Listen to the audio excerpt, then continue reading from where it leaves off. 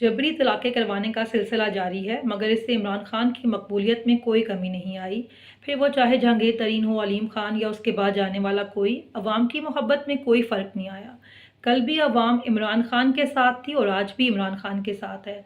अब क्या polling day वाले दिन आप हर एक वोटर के साथ किसी को ये देखने भेजेंगे कि वोटर ने कौन से इंतखाबी निशान पर ठप्पा लगाया है? या इस सब का मकसद ये है कि इतना खौफ व हिरास फैला दिया जाए कि इमरान खान की टिकट पर लोग इलेक्शन ना लड़ें? मगर आप नहीं समझ रहे हैं कि अल्लाह पाक ने इमरान खान को शोहरत और इज़्ज़त के उस मुकाम पर पहुंचा दिया है कि आज अगर इमरान खान किसी खंबे को टिकट देना तो वो खंबा आपकी ज़मानत को ज़ब्त करवा दे। अगर नहीं यकीन आ रहा तो इमरान खान को इलेक्शन लड़ने दें, पूरे पाकिस्तान से अकेला इमरान खान और मुकाबले में सारी पार्टीज मिलकर जिसको मर्जी खड़ा कर दें। अल्लाह की कसम, अगर इमरान खान ने आपकी ज़मानत ज़ब्त न करवा दी तो मेरा नाम मरीम रख देना। जबरी तलाक़ें करवाने का सिलसिला जारी है, मगर इससे इमरान खान की मकबूलियत में कोई कमी नहीं आई। फिर वो चाहे जहांगीर तरीन हो, अलीम खान या उसके बाद जाने वाला कोई, अवाम की मोहब्बत में कोई फ़र्क नहीं आया।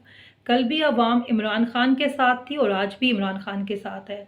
अब क्या पोलिंग डे वाले दिन आप हर एक वोटर के साथ किसी को ये देखने भेजेंगे कि वोटर ने कौन से इंतखाबी निशान पर ठप्पा लगाया है? या इस सब का मकसद ये है कि इतना खौफ व हिरास फैला दिया जाए कि इमरान खान की टिकट पर लोग इलेक्शन ना लड़ें? मगर आप नहीं समझ रहे हैं कि अल्लाह पाक ने इमरान खान को शोहरत और इज़्ज़त के उस मुकाम पर पहुंचा दिया है कि आज अगर इमरान खान किसी खंबे को टिकट देना तो वो खंबा आपकी ज़मानत को ज़ब्त करवा दे।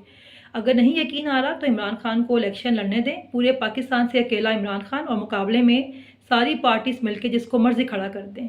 अल्लाह की कसम, अगर इमरान खान ने आपकी ज़मानत ज़ब्त न करवा दी तो मेरा नाम मरीम रख देना।